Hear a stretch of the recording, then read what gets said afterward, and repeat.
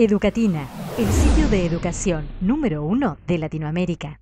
En este video trabajaremos sobre estructuras denominadas fimbrias o pilis. Si uno tuviese un esquema de una bacteria, las fimbrias serían estos pequeños cilios que aparecen en la parte externa de la misma. Fimbrias o pilis son estructuras filamentosas y proteicas que se diferencian de los flagelos por su diámetro. El mismo es menor a 8 nanómetros. Y por no poseer una estructura helicoidal, entonces no cumplen una función de movilidad en la bacteria. Además, otra de las características es que son estructuras variables, no vitales para las bacterias que la poseen. Los pilis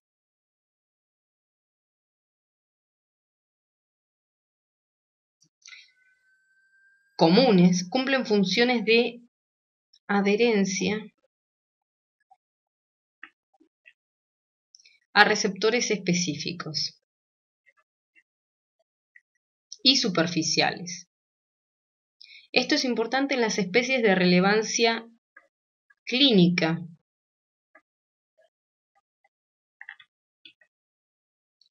porque median la adherencia de muchas bacterias a determinados epitelios, jugando un papel fundamental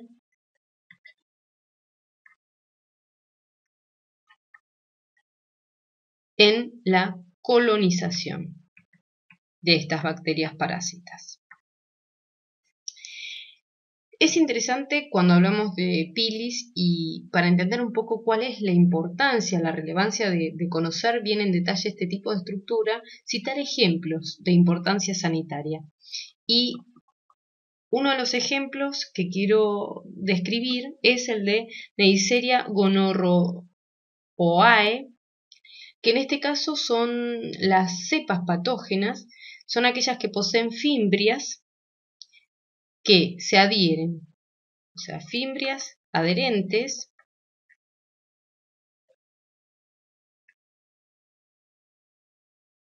específicamente al epitelio, en este caso uretral del hombre, y en el caso de la mujer es en el epitelio del cérvix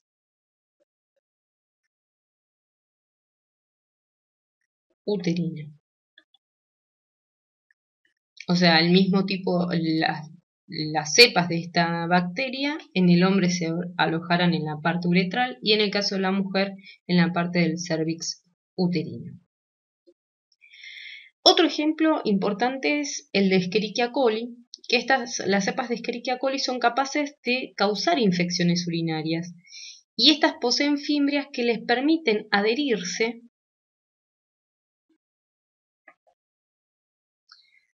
específicamente al epitelio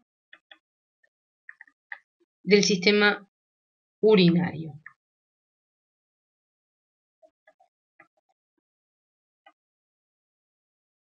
También están las Escherichia coli enteropatógenas y que tienen fimbrias que le permiten adherirse al epitelio intestinal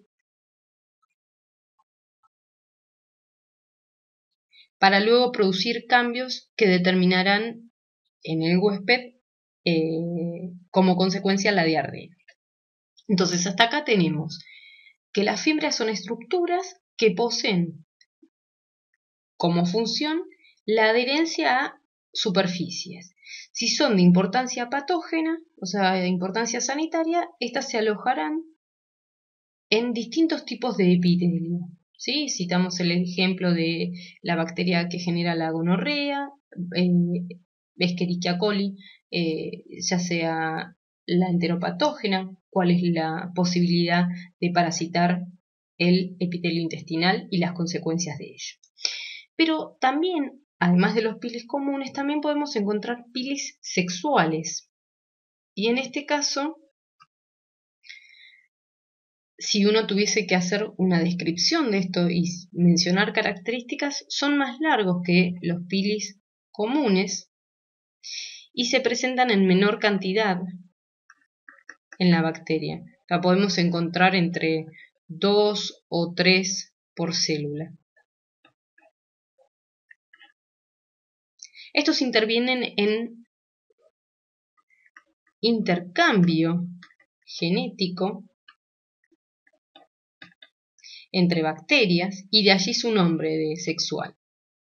Al apareamiento de dos bacterias y la transferencia de ADN a través del pili sexual se lo conoce como conjugación. ¿Sí? Y se transfiere material genético de una célula donadora que posee un plásmido que codifique para el pili sexual, entre otras cosas. O sea, el material genético se transfiere. Es material genético que se transfiere de una bacteria donante a una bacteria receptora. Y en general el material transferido es un plásmido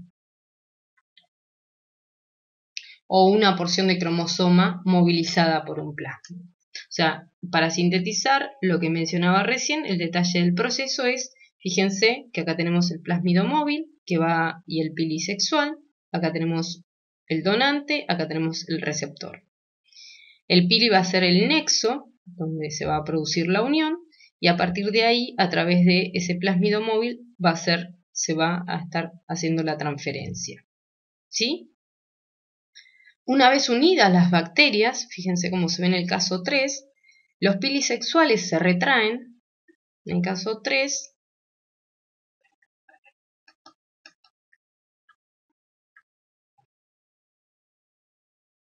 permitiendo que las células se unan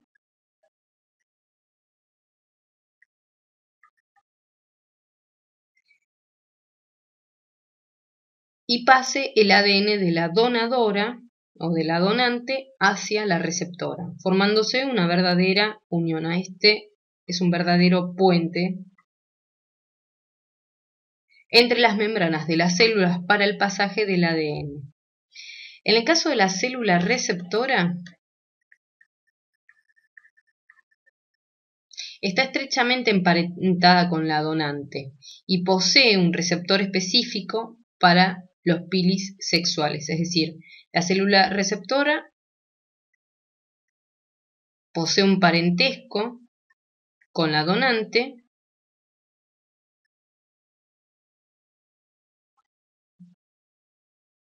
por eso puede lograr reconocerse. Es decir, que para que este proceso de conjugación exista, tiene que haber primero una relación, un parentesco entre las dos células, tanto de la donante como la receptora. A partir de ahí, esos receptores van a permitir que el pili sexual se una. Una vez que se produce la unión entre el pili sexual del donante con la célula receptora, se va a formar un verdadero puente, se transfiere el ADN móvil y, como se ve en el caso 4, es el proceso finalizado de conjugación. Entonces, para finalizar, es importante tener en cuenta que hay pilis comunes, que la función es meramente de adherencia, y que hay algunos de importancia sanitaria, y los pilis sexuales que van a estar relacionados a la transferencia o intercambio genético entre bacterias. Y a ese proceso se lo conoce como conjugación.